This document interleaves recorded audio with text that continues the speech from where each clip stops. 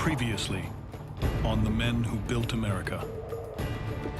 Bruised and battered following the long Civil War, the country has emerged stronger than ever.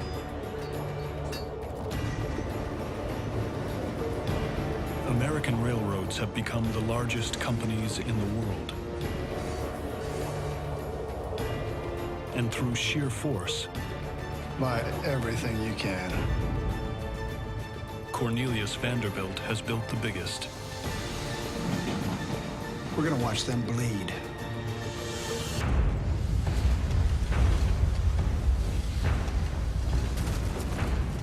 But a new industry emerges to challenge the railroads. Led by John D. Rockefeller, the age of oil begins. Soon, Vanderbilt and the other railroads see oil as an opportunity. You want a cartel between oil and railroads. But as railroad men like Tom Scott and his protege Andrew Carnegie take on big oil, Rockefeller declares war on the railroads. Shut them down. And brings the industry to its knees.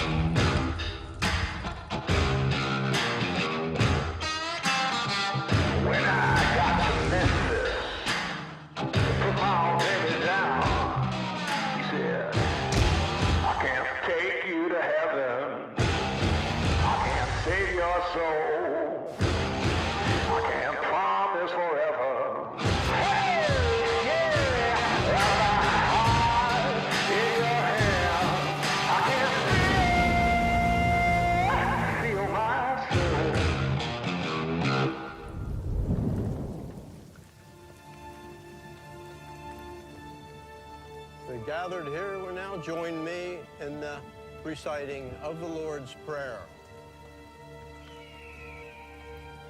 Our Father, who art in heaven, hallowed be thy name. Thy kingdom come, thy will be done, on earth as it is in heaven. Give us this day our daily bread. Forgive us our trespasses, as we forgive those who trespass against us.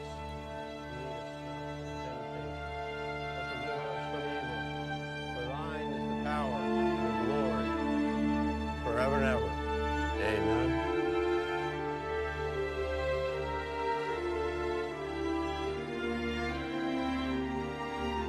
Andrew Carnegie's mentor is buried on a rainy day just outside of Philadelphia. He dies a broken man, defeated and humiliated at the hands of John D. Rockefeller.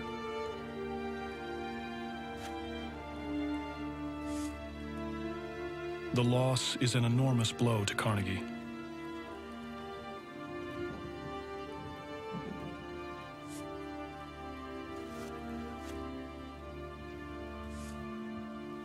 Without Tom Scott, Carnegie would be nothing.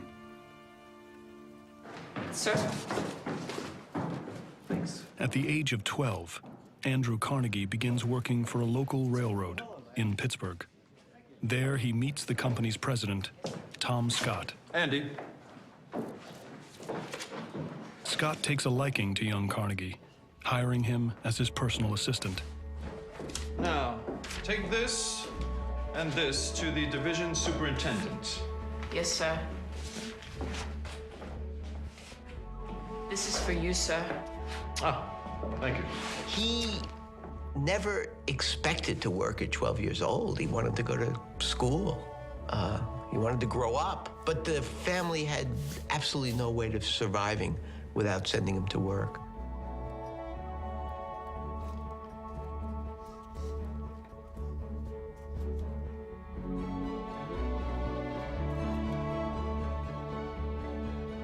Andy is the man of the household.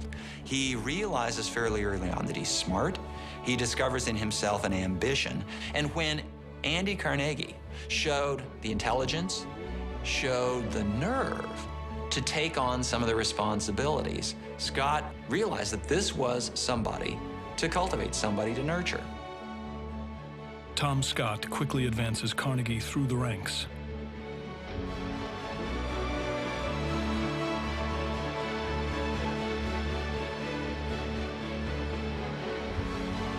Like most young people who get breaks, luck has a lot to do with it in the timing. And the second factor besides timing is that as a young man, usually all of us would admit that there was a mentor, a benefactor.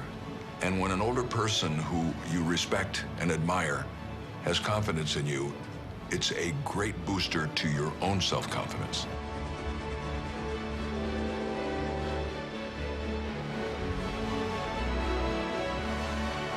By age 24, Carnegie is promoted to manager of the company. Working closely with Scott to oversee the railroad's expansion west.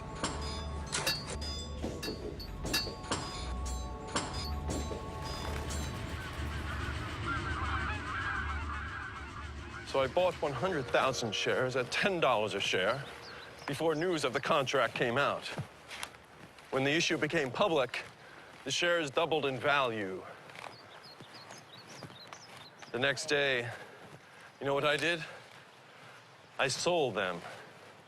I didn't have to build a thing. The key is westward expansion. Yes, sir.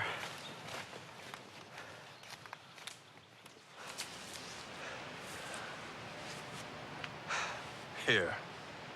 This is where I want the bridge. Right here.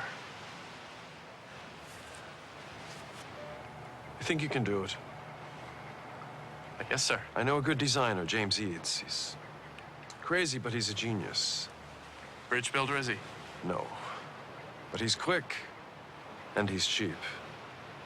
He can do anything.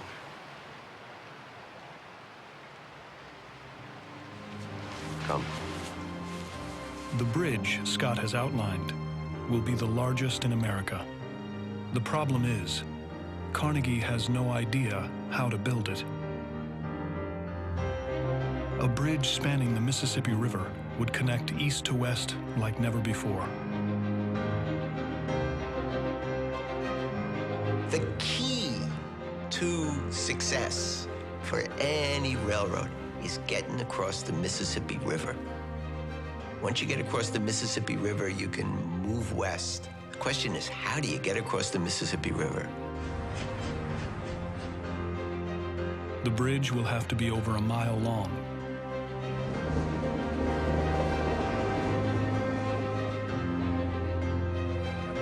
One in 4 bridges built at the time fail. And nobody has built a rail bridge this big.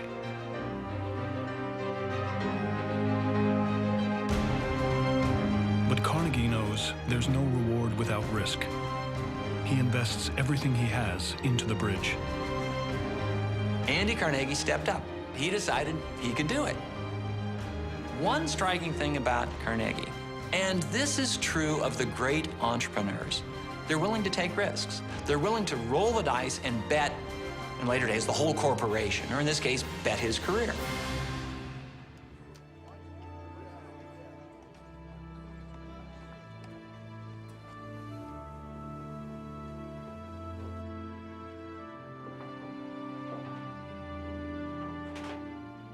It's no good. Why?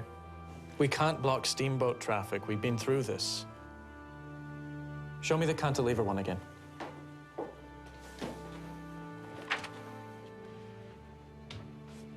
It's not going to withstand the Mississippi current. So make it stronger. It's impossible. The combined forces from the passenger traffic, rail freight, and the river current will exceed the tensile strength of iron. And the bridge will collapse.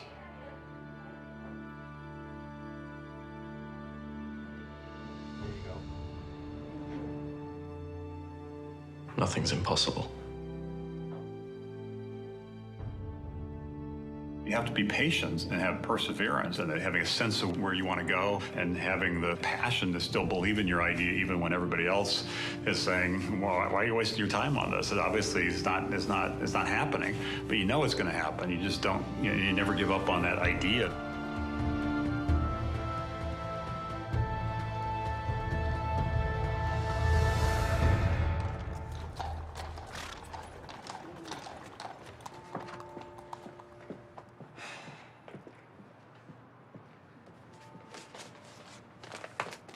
How am I supposed to make any money? They're worth more than $1. 5 cents, final offer. Okay. Just 1 moment, please. Look, I'm just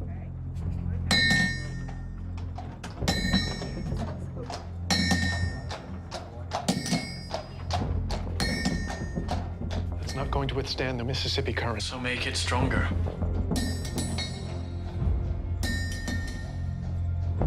Maybe if it was made out of steel.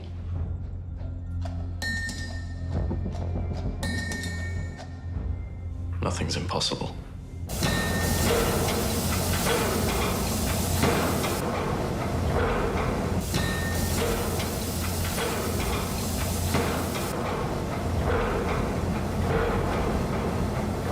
Steel is the strongest material ever made, created by mixing iron with carbon at over 2,000 degrees.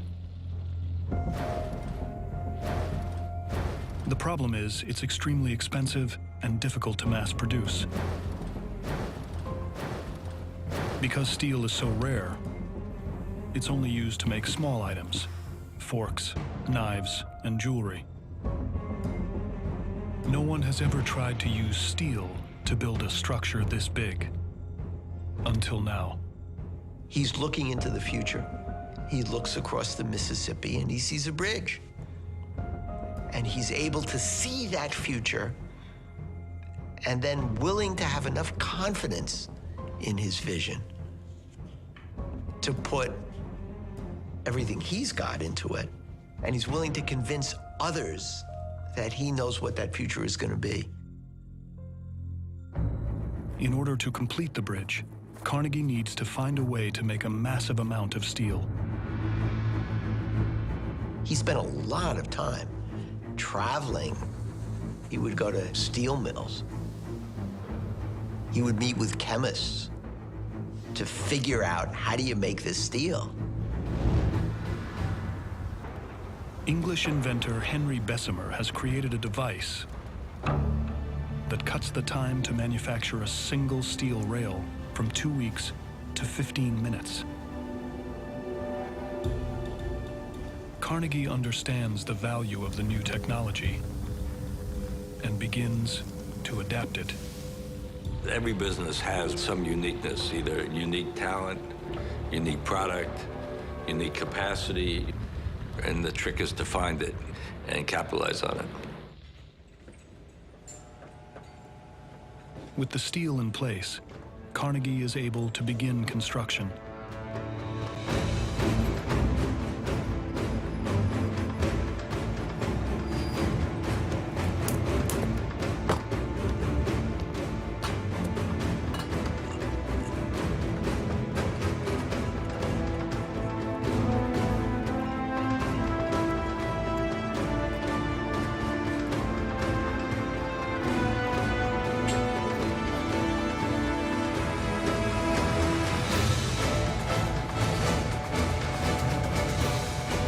At just 33, Andrew Carnegie is poised to realize the impossible, building the first major bridge to span the Mississippi River, uniting America.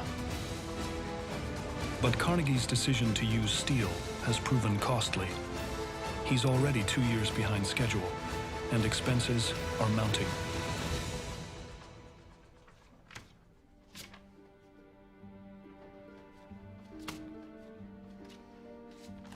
Dear Mr. Carnegie, our records show that we have not received your payment of $35,000, which was due on Dear August Mr. 23rd. Carnegie, I am writing to notify you that despite numerous efforts to obtain final payment for the above invoice, I have been unsuccessful. This letter will serve as formal notice to you that you are in default of your obligation to pay the sum of $59,000 for steel delivered to you. I must now accelerate collection efforts in accordance with the terms Oversight on your part, and you will be able to settle this outstanding amount immediately. You will have no alternative but to commence legal proceedings against you.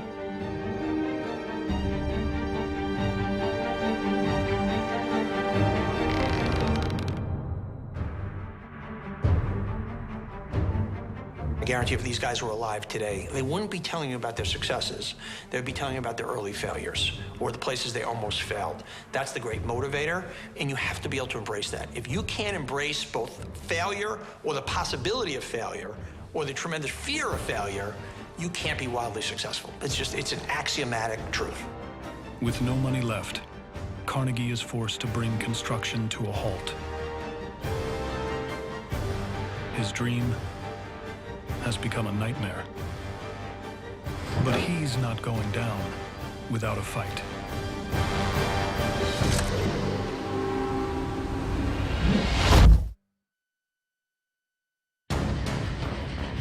The birth of modern America is well underway. Trains now touch all four corners of the continent. Homes across the nation are lit at night. And the country's most ambitious construction project is in progress on the banks of the Mississippi River. Led by Andrew Carnegie. Carnegie has insisted on building his bridge out of steel, an unproven material, with huge costs. Construction is drastically behind schedule and dangerously over budget. Carnegie is under mounting pressure. The difference between people who succeed and people who fail, I think, in many cases, it's not fear. Everyone experiences fear. The difference is, what do you do with your fear? Do you work to overcome it, or do you let it defeat you? And I think that is actually what distinguishes very successful people from others. Desperate, Carnegie reaches out to investors, looking for an infusion of cash. You will be glad to learn that the building of St. Louis Bridge is progressing smoothly. I am convinced that steel is the future.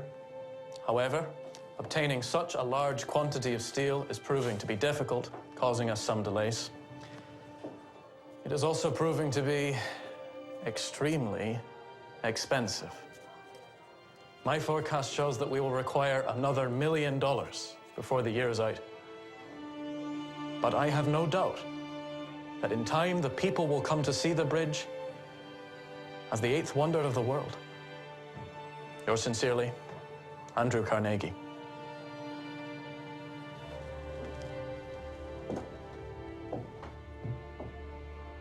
Carnegie's last-minute pitch works. He secures the financing he needs.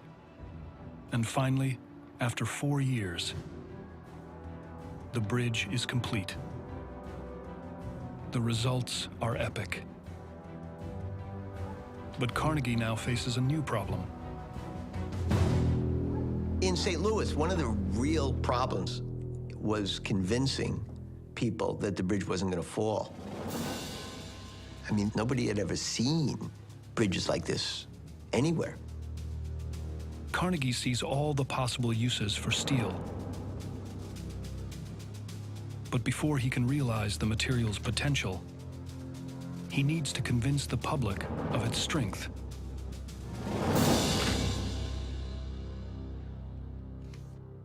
And he has a plan to do just that. A popular superstition at the time holds that an elephant won't cross an unstable structure.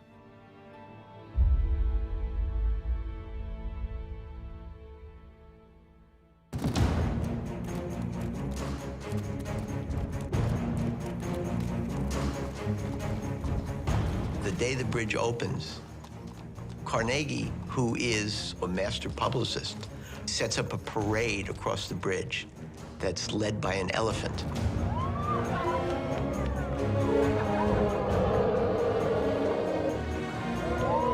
It's an incredible gamble, but Carnegie hopes if the elephant crosses, the people will follow.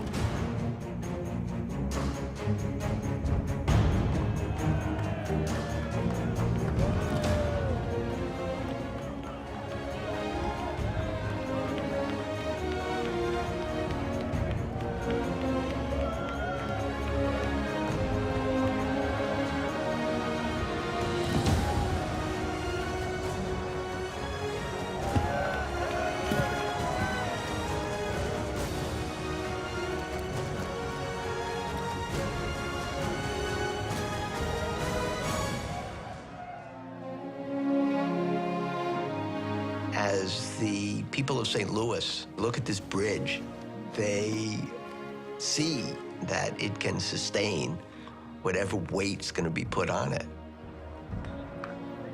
When the stunt succeeds, Carnegie gets more requests for his steel than he can possibly handle. And his biggest customer is an industry he knows well. The railroads are looking to replace their bridges and rails with steel. But Carnegie can't produce enough of the new material to fill all the orders. He needs to increase his capacity. And to do that, he needs to raise additional funds. So he turns to his old mentor, Tom Scott. With his help, Carnegie raises over $21 million in today's money. And with it, he builds his first steel plant. He sees the future, and he is willing to invest where few other American entrepreneurs are willing to invest. In these gigantic new plants. Sprawled over 100 acres just outside of Pittsburgh, Carnegie's steel mill is the largest in the nation. Capable of rolling out 225 tons of steel a day. You have to believe, if you're Carnegie, that you're going to have multiple years of growth where steel is important. The faith and optimism that someone like Carnegie had is just off the charts versus what we see now. With the new plant, Carnegie can supply as much steel as the country needs and make himself a fortune.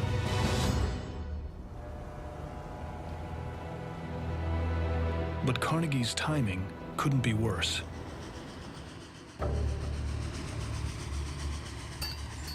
After years of overbuilding, the railroads are suddenly struggling to stay profitable. There were too many railroads at the time. There wasn't enough traffic to sustain them.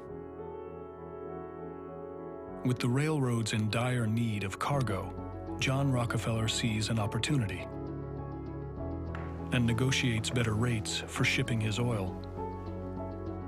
But the struggling railroads quickly realize their business won't survive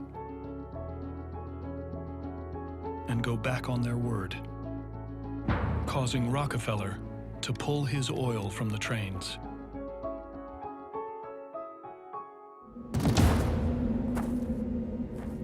Carnegie's mentor, Tom Scott, tries to adjust.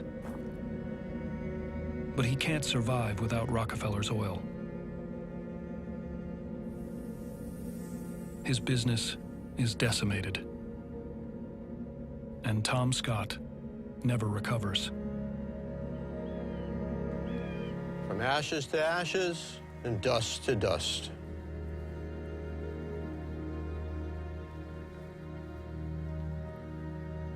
Andrew Carnegie has lost his mentor. The man who meant more to him than anyone else in the world. Andy.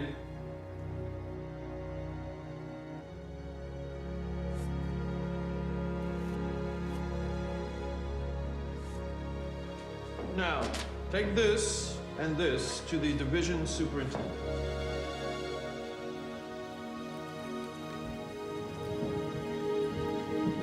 I think you can do it. Yes, sir. As far as Carnegie is concerned, one man drove Tom Scott to his grave.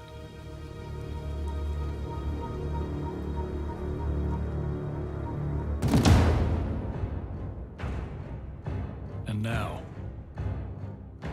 Andrew Carnegie wants revenge.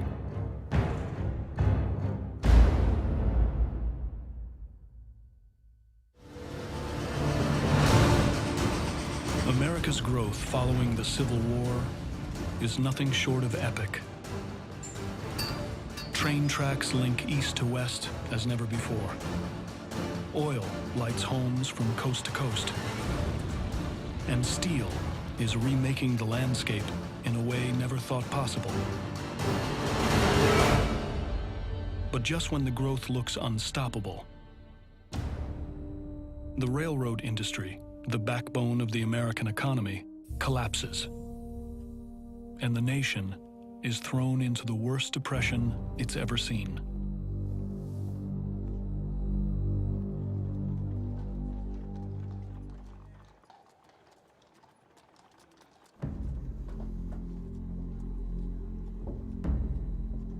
Andrew Carnegie is on the brink of losing everything. Without the railroads, he's lost his market for steel. And he blames his bitter rival, John D. Rockefeller. Desperate for a new market, Carnegie notices a trend he can capitalize on. Unemployed Americans by the thousands are flooding cities like New York and Chicago in search of work.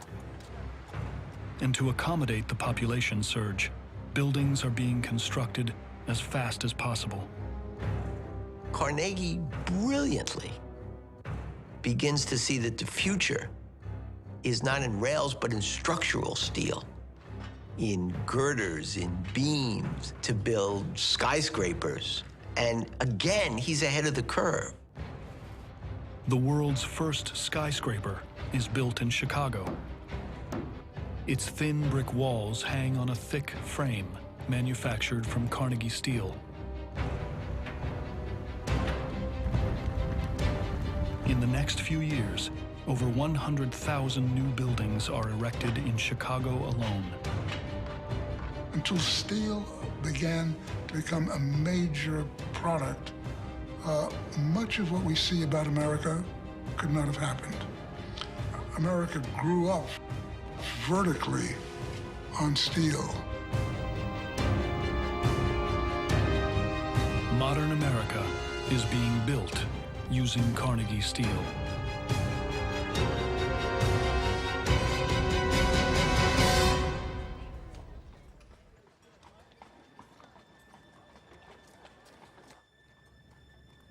The skyscraper boom makes Andrew Carnegie one of the wealthiest men in America. But for Carnegie, it's not enough.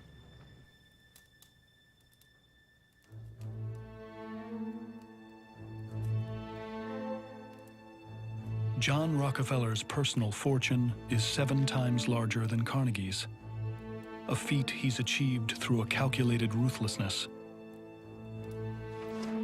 Carnegie believes that to avenge his mentor's death, he must surpass John Rockefeller as the most powerful man in America. And to do that, he must find help from someone even more cutthroat than his rival.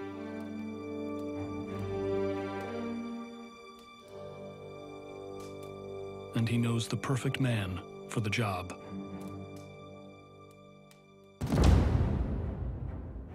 Henry Frick is a self-made millionaire by 30. He's one of the Midwest's largest coal suppliers.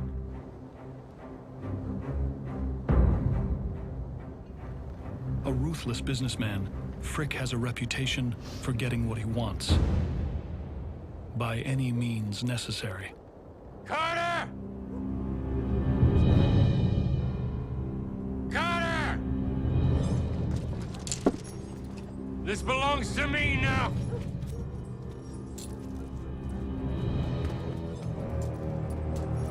Carter, I know you're in there!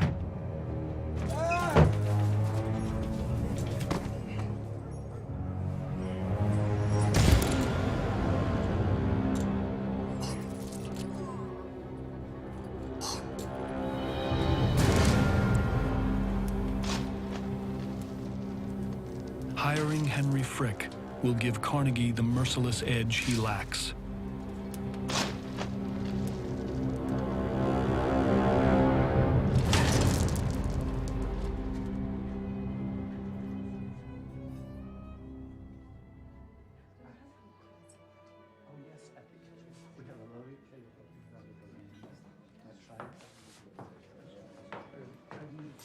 Follow me, sir.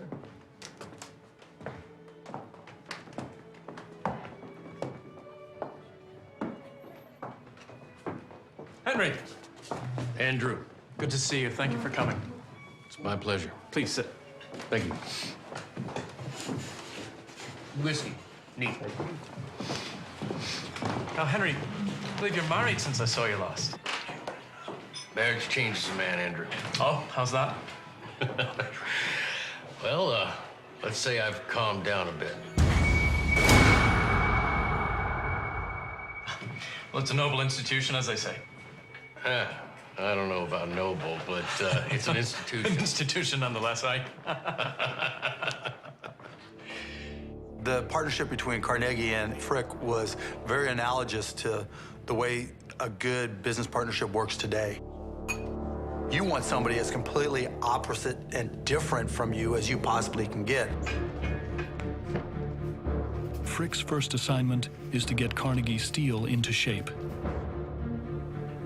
His boss believes that Frick will use his toughness to cut costs and eliminate waste, leading to bigger profits. Many see giving Frick so much power as a huge risk. But Carnegie decides it's a risk worth taking. Welcome aboard, Henry. Thank you, Andrew.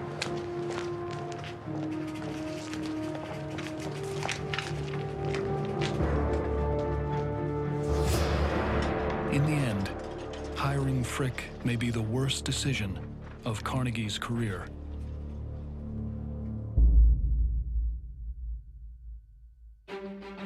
America's unprecedented growth is being led by a group of extraordinary men. Commodore Cornelius Vanderbilt creates the biggest railroad company in the country.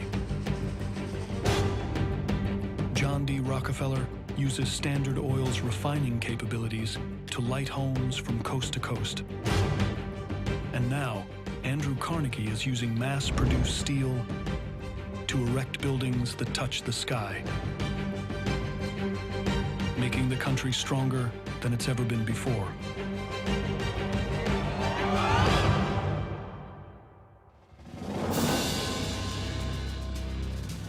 Our profit margin is unassailable. Our productivity is absolutely as good as any steel mill in Europe or America. Carnegie's steel empire is expanding at a staggering rate. In just 2 years, profits have doubled. I'll right this way, sir, and I'll show you the rest.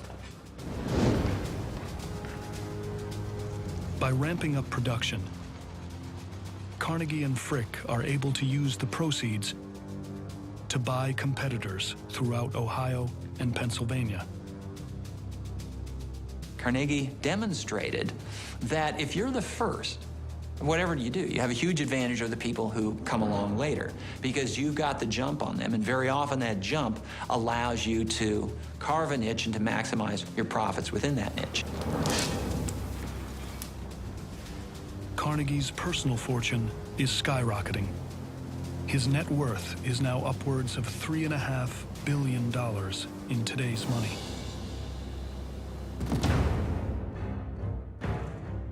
His decision to hire Henry Frick looks like a stroke of genius. Through intimidation and fear, Frick renegotiates favorable contracts with suppliers and eliminates unnecessary expenses. while upping production.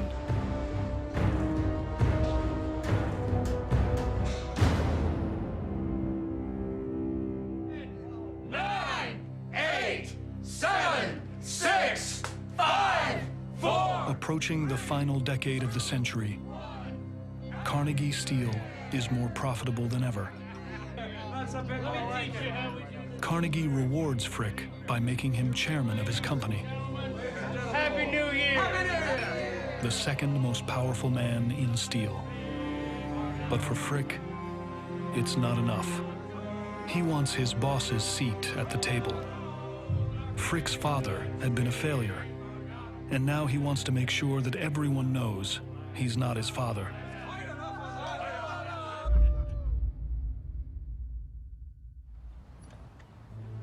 Frick purchases land in the hills east of Pittsburgh. On it, he builds a members-only club for some of the wealthiest men in the country. The South Fork Fishing and Hunting Club sits on a huge artificial lake where club members can boat and fish. Now, the problem, Henry, remains that we are so... Even Carnegie joins the club. It doesn't seem like a problem to me. We know who our friends are, and we know how to please them. Yes, and you can always buy a man. However, if it's possible not to, I would think that that's a bit... Excuse me just for one moment. To create their playground, the club takes control of the South Fork Dam, holding 20 million tons of water, the largest dam of its kind in the world. Just 14 miles downriver lies Johnstown, a working-class community of steel workers and their families who live under the constant threat that the next rainstorm will wash away the dam. City officials beg Frick to strengthen the dam, but he ignores their pleas completely.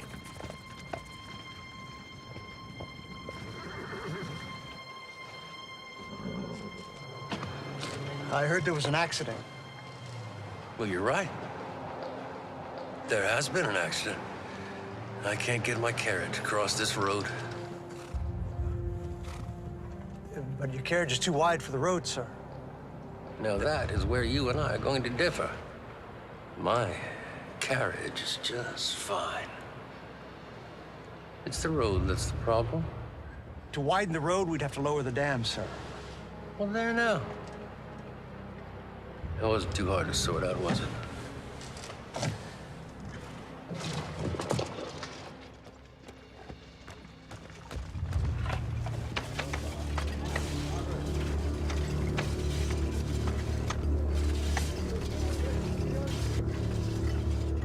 By lowering the dam, Frick weakens it.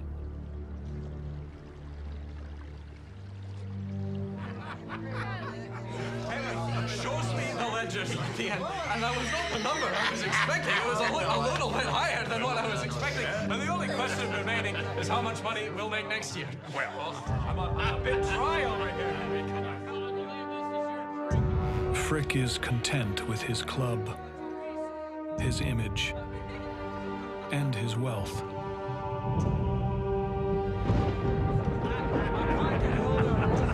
That's terrible. That's not funny at all, Henry. But everything is about to change.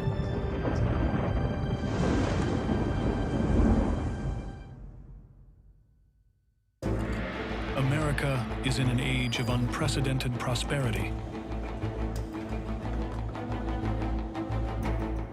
The country is connected coast to coast by rail. Kerosene lamps brighten the night. And steel is being used to build structures no one could have imagined even a decade earlier. Overseeing much of the growth are Pittsburgh steel magnates Andrew Carnegie and Henry Frick. Ideal partners, together they've driven Carnegie Steel to massive profits.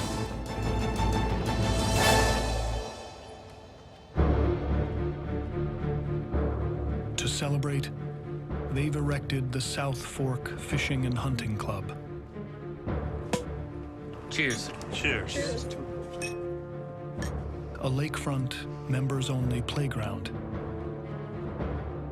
But construction has weakened the dam surrounding the lake at South Fork, posing an imminent threat to the lives of tens of thousands of people in the valley below.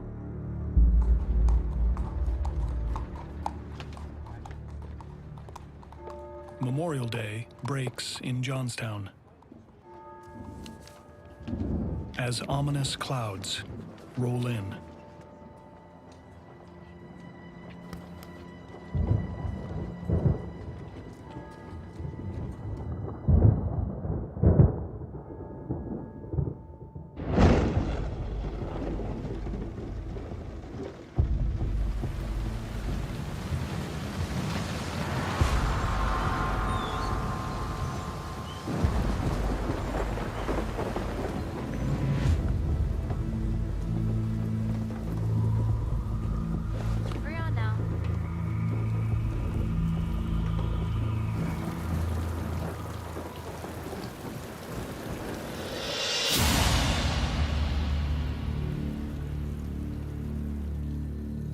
At South Fork, lake levels are rising. At an inch every 10 minutes.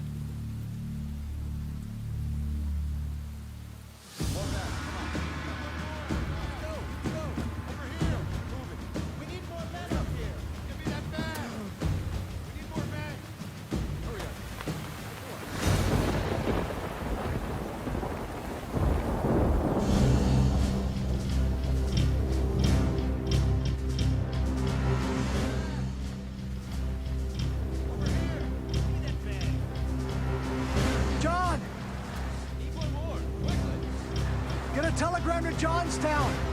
Tell them to evacuate.